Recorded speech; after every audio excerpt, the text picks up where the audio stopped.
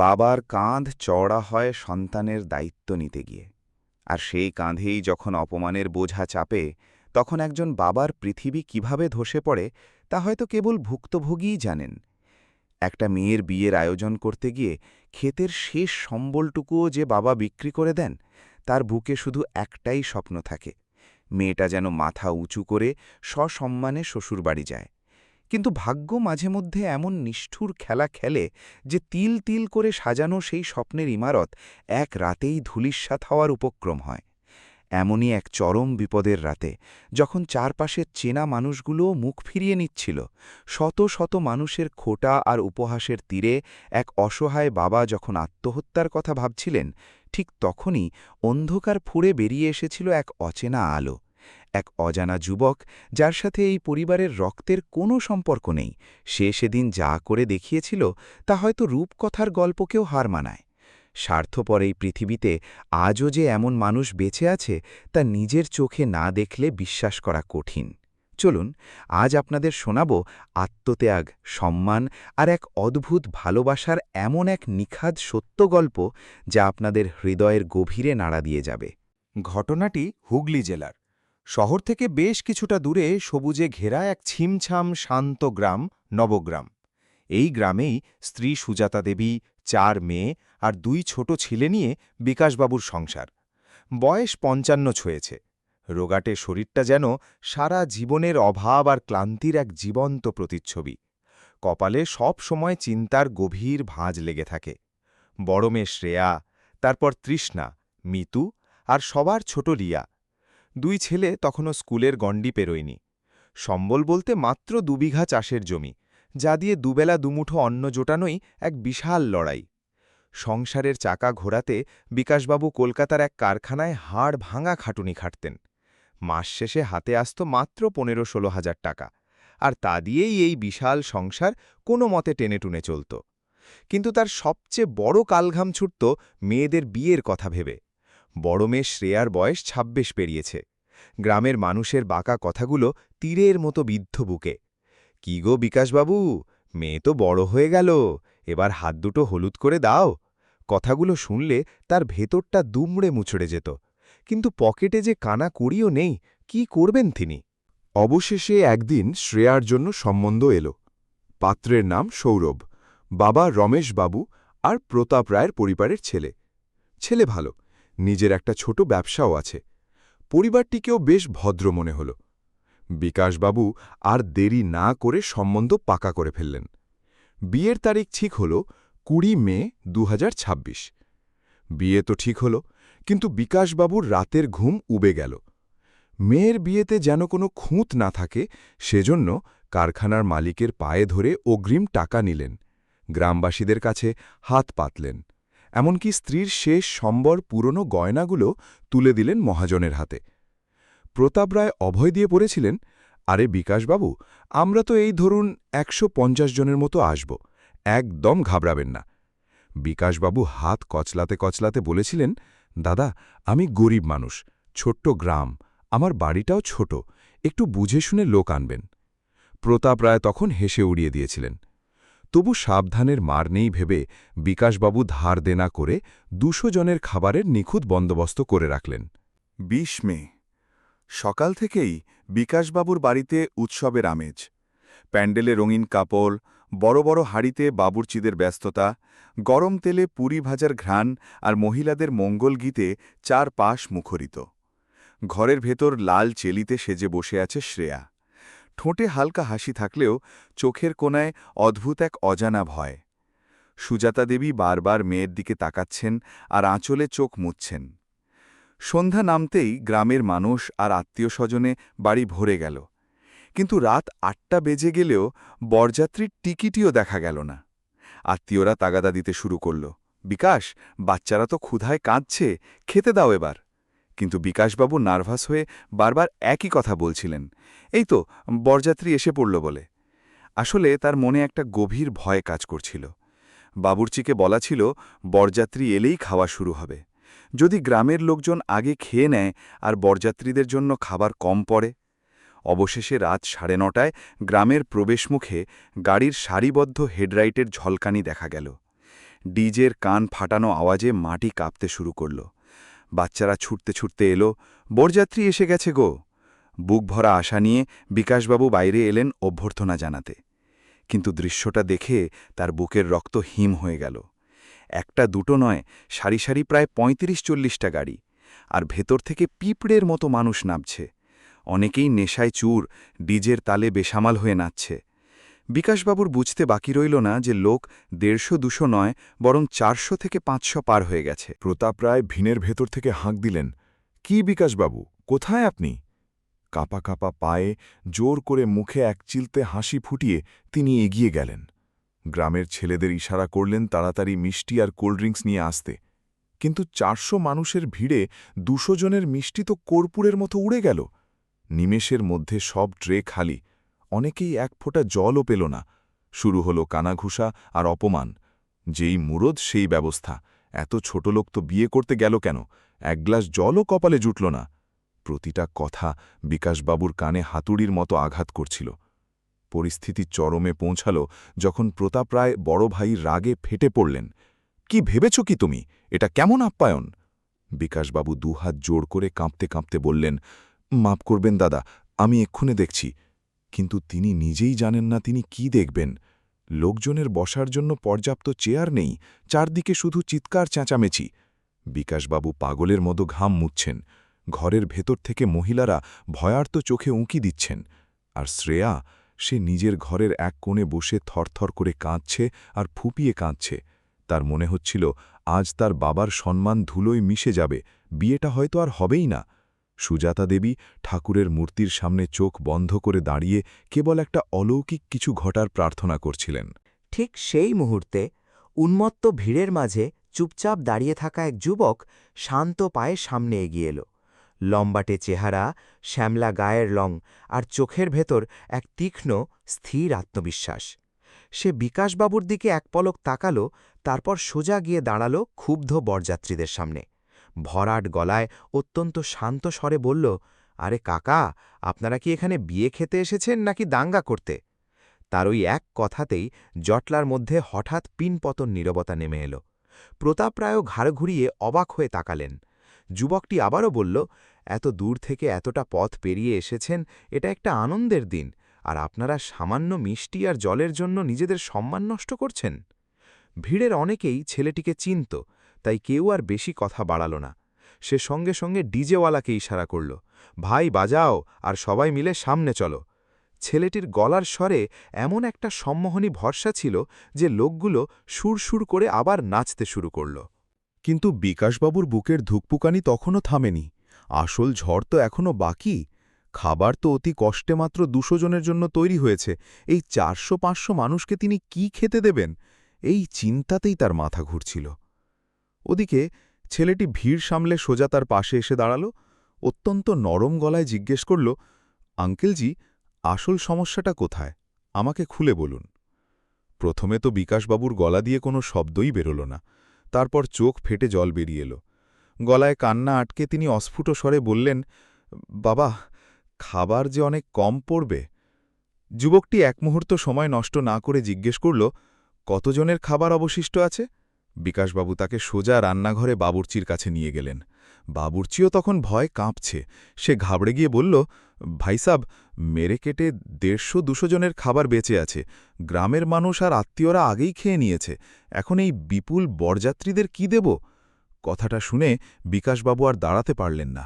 মাথায় হাত দিয়ে মাটিতে বসে পড়লেন। হি ভগবান, আজ আমার মুখ পুড়ল। তখনই ছেলেটি স্থির গলায় বলল, কাঁচামাল পেলে তো খাবার বাড়ানো যাবে, তাই না? বাবুর্চি আমতা আমতা করে বলল, তা যাবে, কিন্তু রাত ১০টায় এই অজপাড়াগায় কে আমাকে জিনিস দেবে? ছেলেটি সঙ্গে সঙ্গে পকেট থেকে মোবাইল বের করল, সোজা কল লাগাল। হ্যালো বিপ্লব, দোকান বন্ধ করিস না, ২০ কিলো পনির, মটর, মশলা আর মিষ্টি রেডি রাখ, আমি লোক পাঠাচ্ছি। ফোন কেটেই আরেকজনকে লাগাল, সাগর, গাড়িটা নিয়ে এক্ষুনি নবগ্রাম আয়। বিকাশবাবু ফ্যাল ফ্যাল করে তাকিয়ে আছেন, কে এই ছেলে? ওদিকে ডিজের ছেলেরা ছেলেটির ইশারাতেই বরযাত্রীদের ইচ্ছে করে খুব ধীর গতিতে নিয়ে আসছিল, যাতে ভেতরে প্রস্তুতির জন্য একটু সময় পাওয়া যায়। এদিকে ছেলেটি একনাগাড়ে ফোনে দিক নির্দেশনা দিয়ে যাচ্ছে। কিছুক্ষণ পরেই গ্রামের ধুলো উড়িয়ে দুটো গাড়ি এসে থামল। চারজন তাগড়া ছেলে লাফিয়ে নেমে সোজা যুবকের কাছে এসে দাঁড়াল। ভাইয়া, বলো কি করতে হবে? যুবকটি চোখের পলকে কাজের ভাগ করে দিল। জলদি হাত লাগা, আধেক লোক রান্নার ওখানে বাবুর্চির সাথে থাক, বাকিরা গিয়ে মালপত্র নিয়ে আয়, দৌড়া।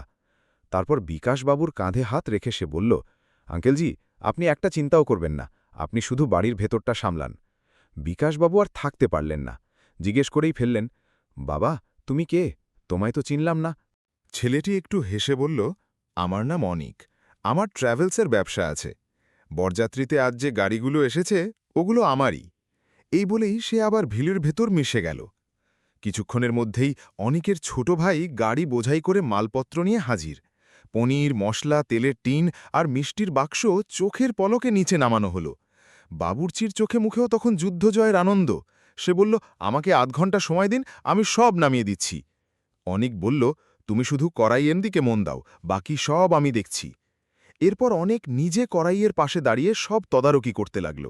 গ্যাসের ফ্লেম চেক করল, ছেলেদের দিয়ে কাঠ ফাড়াল, নিজের দলের ছেলেদের বলল, কোনো কিছুর যেন এতটুকু ঘাটতি না হয়। বিকাশবাবু দূর থেকে দেখছেন আর ভাবছেন, একটু আগে যে মানুষটার পৃথিবী ধ্বংস হয়ে যাচ্ছিল, এই ছেলেটা যেন আকাশ থেকে নেমে এসে তাকে নতুন জীবন দিল। ওদিকে ঘরের ভেতরে তখনও চাপা উত্তেজনা। শ্রেয়া নিজের ঘরে বসে ফুপিয়ে কাঁদছে। তার ছোট বোন তৃষ্ণা তাকে বোঝাচ্ছে, দিদি, সব ঠিক হয়ে যাবে, তুই কাঁদিস না। কিন্তু শ্রেয়া বারবার এক কথাই বলছে, যদি আজ বিয়েটা ভেঙে যায় রে। সুজাতা দেবী বাইরে দাঁড়িয়ে ঠাকুরের নাম জপছেন। ঠিক তখনই বিকাশবাবু ঘরে ঢুকলেন। তার চেহারার সেই বিধ্বস্ত আর ভয়ার্থ ভাবটা আর নেই। সুজাতা দেবী ছুটে এলেন। কি হলো গো? বিকাশবাবু গভীর একটা শ্বাস নিয়ে বললেন, ভগবান আজ হয়তো আমাদের ডাক শুনেছেন। তিনি অনেকের কথা সব খুলে বললেন। সুজাতা দেবীর চোখ থেকে ঝরঝর করে জল পড়তে লাগল। আজকের এই যুগে কে কার জন্য এত মাথা ঘামায় গো? ওদিকে বরযাত্রীরা এবার খাওয়ার প্যান্ডেলের দিকে এগোতে শুরু করেছে। অনেক খুব বুদ্ধিমত্তার সাথে প্রথমে কিছু বিশেষ বয়স্ক লোককে বসাল, যাতে বাকি লোকগুলো একটু অপেক্ষা করে। এরই মাঝে বাবুর্চি ঝড়ের বেগে খাবার বানাচ্ছে। বড় কড়াইতে ফুটতে লাগল পনিরের তরকারি, গরম গরম ফুলকো পুরি উঠতে লাগল, মিষ্টি সাজানো হলো প্লেটে। গ্রামের যে ছেলেরা একটু আগে ঘাবড়ে একপাশে দাঁড়িয়েছিল, তারাও অনিকের এনার্জি দেখে কাজে লেগে পড়ল। অনেক নিজে সব জায়গায় ঘুরে ঘুরে তদারকি করছে। কেউ জল চাইলে সঙ্গে সঙ্গে ব্যবস্থা করছে, কেউ চেয়ার চাইলে গ্রামবাসীদের দিয়ে আনানোর ব্যবস্থা করছে। ধীরে ধীরে পরিবেশটা একেবারে স্বাভাবিক হয়ে এলো। কিন্তু গল্পের মোড় আবারও ঘুরল। প্রতাপ রায়ের সেই রগচটা বড় ভাই সোজা রান্নাঘরের দিকে তেড়ে এলেন। রাগে তার চোখ মুখ লাল। চড়া গলায় বললেন, এখনও খাওয়া শুরু হচ্ছে না কেন? আমার লোকগুলো কি সারা রাত এখানে দাঁড়িয়ে ঘাস কাটবে? আশেপাশের সবাই ভয়ে সিটিয়ে গেল। বিকাশবাবুর মুখ আবারও ফ্যাকাশে হয়ে গেল। কিন্তু অনিক এবার আর দূরে দাঁড়িয়ে রইল না, সোজা এসে দাঁড়াল সেই বদরাগী লোকটার সামনে। অত্যন্ত বিনীত কিন্তু শক্ত গলায় বলল, কাকা, সম্মান নিয়ে এসেছেন, খাবারও পাবেন, সম্মানও পাবেন, কিন্তু আপনি যদি এই পবিত্র অনুষ্ঠানে এসে এভাবে অকারণে চেঁচামেচি করেন, তাহলে পরিবেশটা কিন্তু নিশ্চিত খারাপ হয়ে যাবে। লোকটা থমকে গেল। সে ভাবতেই পারেনি কেউ তাকে এভাবে চোখে চোখ রেখে জবাব দেবে। রাগে গজগজ করতে করতে সে বলল, তুই কে হে ছোকরা মাঝখান থেকে কথা বলার? অনেক বিন্দুমাত্র বিচলিত না হয়ে বলল, আমি কেউ নই কাকা, কিন্তু কনেপক্ষের মানুষগুলোর অবস্থাটা আমি বুঝতে পারছি। বিয়েবাড়িতে একটু এদিক ওদিক হয়ই, তার মানে এই নয় যে আপনারা সারারাত ধরে একটা গরিব মানুষের ওপর ছড়ি ঘোরাবেন আর তামাশা করবেন। আশেপাশের বরযাত্রীরাও এবার বুঝল যে ছেলেটা বিন্দুমাত্র ভুল বলছে না। তারা শান্ত হতে শুরু করল। ঠিক তখনই প্রতাপ রায় ছুটে এসে পরিস্থিতি সামাল দিলেন। ভাইকে সরিয়ে নিয়ে গিয়ে বললেন, আহ দাদা, ছাড়ো তো, খাবার তো আসছেই। তারপর অনেকের দিকে তাকিয়ে হাসি মুখে বললেন, বাবা, তুমি তো একাই অর্ধেক ব্যাপার সামলে নিলে দেখছি। অনেক শুধু মিষ্টি করে হাসল। ব্যাস কাকা, শুধু আশীর্বাদ করুন বিয়েটা যেন শান্তিতে মিটে যায়। এরপর শুরু হল আসল ম্যাজিক। বাবুর্চি তার সর্বশক্তি দিয়ে খাবার তৈরি করছে। অনিকের সাথে আসা ছেলেরা না থেমে কাজ করে যাচ্ছে। কিছুক্ষণ পর অবশেষে খাওয়ার প্রথম সারি বসল। বিকাশবাবু দূরে দাঁড়িয়ে কাঁপছিলেন। তার ভয় হচ্ছিল যে লোকজন না আবার খাবারে কোনো খুঁত ধরে। কিন্তু লোকজনের মুখ থেকে যখন শোনা গেল, আরে ভাই, পনিরটা যা রেঁধেছে না, আর মিষ্টিটাও একেবারে জবরদস্ত, বিকাশবাবুর চোখ জলে ভরে এলো। তার মনে হল হয়তো এবার মেয়ের বিয়েটা কোনো বদনাম ছাড়াই পার হয়ে যাবে। জানলার ফাঁক দিয়ে শ্রেয়াও বাইরের পরিবেশ দেখছিল। তার মনের ভয় এখন অনেকটাই কেটে গেছে। সে প্রথমবার অনিককে মনোযোগ দিয়ে দেখল। ছেলেটা একবারও কোথাও বসেনি, ঘামে ভিজে একাকার হয়ে এদিক ওদিক ছুটছে। তৃষ্ণা ফিসফিস করে বলল, দিদি, এটাই সেই ছেলেটা না যে সব সামলে নিয়েছে? শ্রেয়া অবাক হয়ে শুধু মাথা নাড়ল। ঠিক সেই সময় সুজাতা দেবী ঘর থেকে বেরোলেন। তার চোখে মুখে স্থস্থির ছাপ। তিনি শ্রেয়ার মাথায় হাত বুলিয়ে বললেন, ও কোনো মানুষ নয় রে, ভগবান আজ কোনো দেবদূত করে ওকে পাঠিয়েছেন। বাইরে তখন বিয়ের আমেজ পুরোপুরি ফিরে এসেছে। ডিজে বাজছে, বাচ্চারা নাচছে, মহিলারা হাসি মুখে ঘুরছে। প্রতাপ রায়কেও বেশ খুশি দেখাচ্ছে। তিনি খেতে খেতে আত্মীয়দের বললেন, দেখলে, শেষ পর্যন্ত গ্রামবাসীরা ঠিকই ব্যবস্থা করে ফেলল। কথাটা শুনে বিকাশবাবু মনে মনে হাসলেন।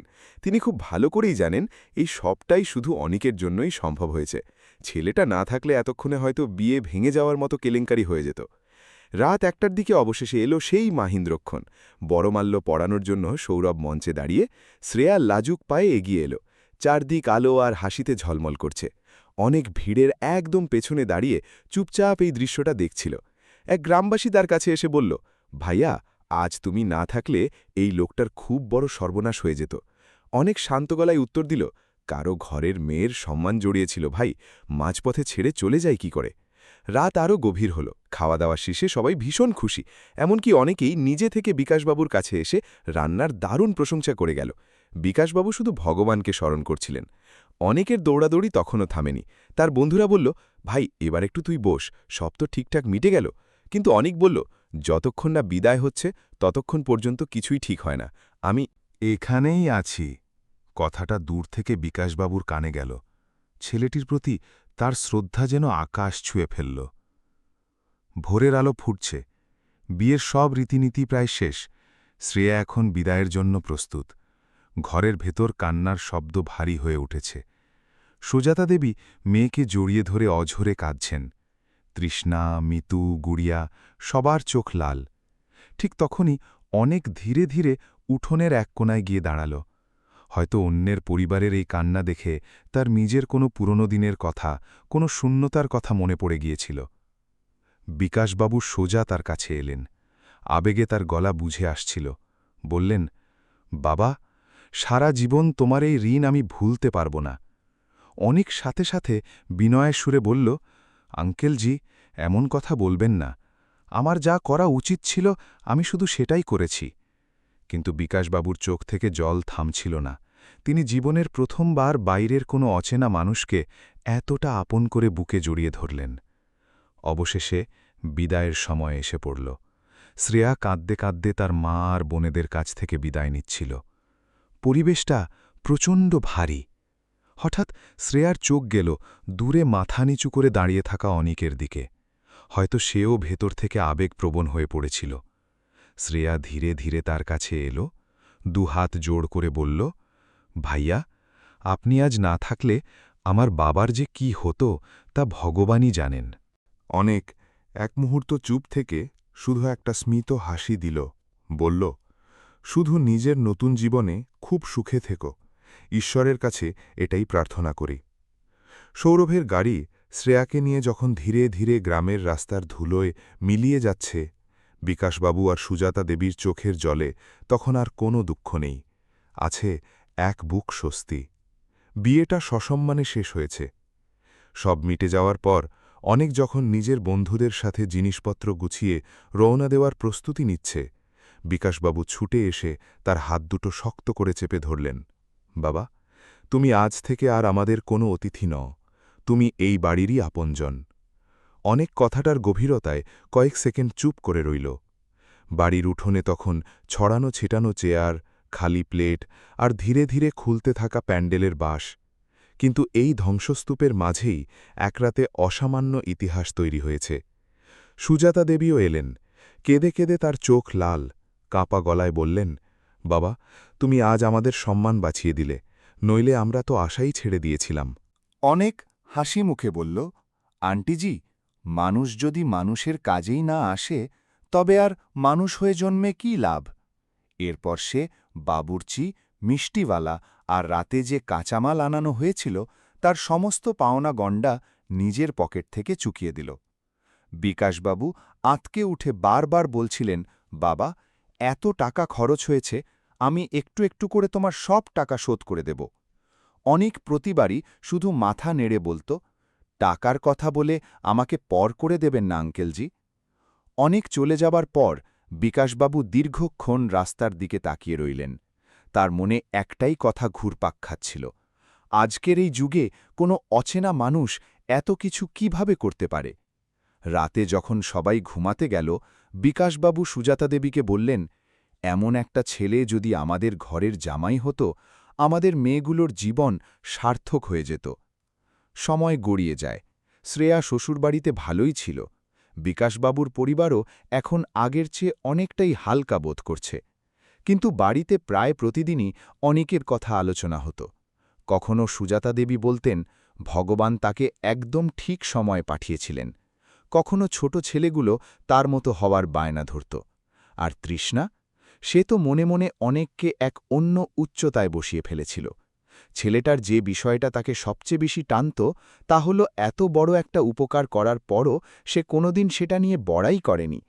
অনেকও মাঝে মাঝেই ফোন করে সবার আগে বিকাশ বাবু আর সুজাতা দেবীর খোঁজ নিত। একদিন সুজাতা দেবী তাকে হাসতে হাসতে বলেই ফেললেন, বাবা, তুমি তো আমাদের ঘরেরই ছেলে হয়ে গেছ। অনেকও হেসে জবাব দিয়েছিল, আন্টিজি, আপনারাই যখন এত আপন করে নিয়েছেন, তখন আমি আর পর থাকি কি করে। এভাবেই কথায় কথায় সম্পর্কটা আরও গভীর হল। প্রায় 1 মাস পর অনেক কোনো একটা কাজে ওই তল্লাটে এলে বিকাশবাবু তাকে জোর করে নিজের বাড়িতে ধরে আনেন। এবার আর সে বাইরের লোক নয়, একেবারে ঘরের ছেলে।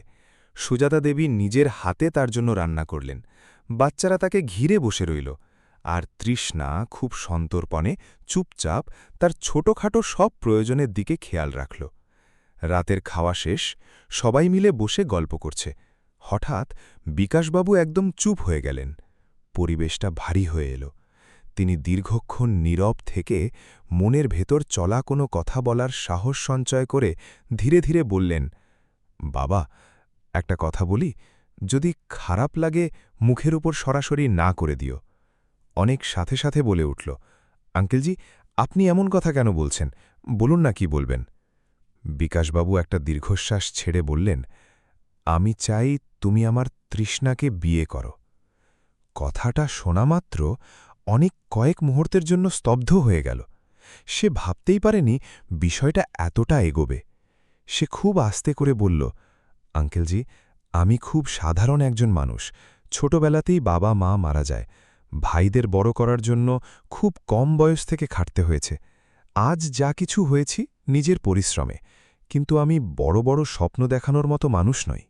সঙ্গে সঙ্গে সুজাতা দেবী বলে উঠলেন, বাবারে, আমাদের কোনো বড় স্বপ্নের দরকার নেই, আমাদের একটা ভালো মানুষ দরকার, আর তুমি ঠিক তেমনই একজন। অনেকের চোখ হালকা ছলছল করে উঠল। হয়তো জীবনে এই প্রথমবার কেউ তাকে শুধুমাত্র তার ভালো মানুষ হবার কারণে এতটা সম্মান দিয়ে আপন করে নিতে চাইছে। ঠিক সেই সময় তৃষ্ণা চায়ের কাপ হাতে ঘরে ঢুকল। তার দৃষ্টি নিচু করা। পরিবেশ এতটা শান্ত যে কারো নিঃশ্বাস ফেলার শব্দেও শোনা যাচ্ছে। অনেক এক পলক তৃষ্ণার দিকে তাকাল। তারপর শান্ত গলায় বলল, যদি তৃষ্ণার কোনো আপত্তি না থাকে, তবে আমার এই সম্পর্কে পূর্ণ সম্মতি আছে। কথাটা শোনামাত্র সুজাতা দেবীর চোখ জলে ভরে উঠল। দরজার আড়াল থেকে মিতু আর গুড়িয়া খুশিতে হেসে উঠল। বিকাশবাবু দীর্ঘ কয়েক মাস পর আজ এমন একটা স্বস্তির নিঃশ্বাস ফেললেন, যেন ভগবান স্বয়ং তার সবচেয়ে বড় চিন্তাটি দূর করে দিয়েছেন। অবশেষে প্রায় 1 মাস পর 2026 সালের মে মাসের শেষের দিকে নবগ্রাম আবারও সেজে উঠল। তবে এবার পরিবেশটা সম্পূর্ণ ভিন্ন। এবার বিকাশবাবুর চোখে কোনো ভয় নেই, মুখে চিন্তার ভাঁজ নেই। কারণ এবারের বিয়ের সমস্ত দায়িত্ব অনেক নিজেই নিজের কাঁধে তুলে নিয়েছে। সে স্পষ্ট জানিয়ে দিয়েছে, আঙ্কেলজি, এবার আমরা একটা পয়সাও রিং নেব না। গ্রামের মানুষ অবাক বিস্ময়ে দেখল যে ছেলেটা গত বিয়েতে এক বিগড়ে যাওয়া পরিস্থিতি এক হাতে সামলে নিয়েছিল, আজ সেই ছেলেই এই বাড়ির বর হয়ে ছাদনতলায় বসেছে। কনের সাজে তৃষ্ণাকে ভীষণ সুন্দর লাগছিল। বিয়ের মণ্ডপে বসা অনেক বারবার বিকাশবাবু আর সুজাতা দেবীর দিকে তাকাচ্ছিল, কারণ এখন এই সম্পর্কটা আর শুধু বিয়ের সম্পর্ক ছিল না, এটা আত্মার সম্পর্কে পরিণত হয়েছিল। বিয়ে খুব সাধারণভাবেই সম্পন্ন হল, কিন্তু তাতে যে আন্তরিকতা ছিল তা সবার হৃদয় ছুঁয়ে গিয়েছিল। বিদায়ের সময় সুজাতা দেবী যখন কাঁদতে কাঁদতে বললেন, বাবা, এখন আমাদের মেয়ে তোমারই ভরসায় রইল, অনেক নিচু হয়ে তার পা ছুঁয়ে প্রণাম করল, বলল, মা, আজ থেকে ও শুধু আপনার মেয়ে নয়, আমার জীবনের সবচেয়ে বড় দায়িত্ব। কথাটা শুনে বিকাশবাবুর দুচোখ বেয়ে আবারও জল নেমে এলো, কারণ যে মানুষটি এক ঘোর অমানিসার রাতে তাদের সম্মান বাঁচিয়েছিল, সেই মানুষটি আজ তাদের পরিবারের সবচেয়ে মজবুত খুঁটি হয়ে দাঁড়িয়েছে। বন্ধুরা, এই গল্প আমাদের শিখিয়ে যায় যে মানুষের আসল পরিচয় তার টাকায় হয় না, বরং তার আচরণ এবং কঠিন সময়ে মানুষের পাশে দাঁড়ানোর মানসিকতায় হয়। বিকাশবাবু গরিব ছিলেন ঠিকই, কিন্তু মেয়েদের তিনি অমূল্য সম্মান আর শিক্ষা দিয়েছিলেন। অন্যদিকে অনিকের মতো মানুষ আজকের যুগে সত্যিই বিরল, যে কিনা কোনো স্বার্থ বা রক্তের সম্পর্ক ছাড়াই একটা পরিবারের সম্মান বাঁচাতে সারা রাত নিজের জান লড়িয়ে দিয়েছিল। কিন্তু এবার আপনারা বলুন, আজকের এই চরম স্বার্থপর দুনিয়ায় সত্যিই কি কোনো অজানা মানুষ কারোর জন্য এতটা করতে পারে? সেই সাথে বিকাশবাবু পরের অনেককে নিজের জামাই বানানোর যে সিদ্ধান্ত নিয়েছিলেন, সেটা কি ঠিক ছিল নাকি ভুল, তা আপনাদের মূল্যবান মতামত কমেন্ট করে অবশ্যই জানাবেন। আর হ্যাঁ, যদি গল্পটি আপনাদের হৃদয় ছুঁয়ে থাকে, তবে ভিডিওটি অবশ্যই লাইক করবেন, শেয়ার করবেন এবং সচ্চি কাহানিয়া বাই RK চ্যানেলটি সাবস্ক্রাইব করে নেবেন। এমনই সব বাস্তব আর হৃদয় ছুঁয়ে যাওয়া গল্পের জন্য আমাদের সাথেই থাকুন। খুব শীঘ্রই দেখা হবে নতুন এক গল্পের সাথে। ততক্ষণের জন্য জয় হিন্দ।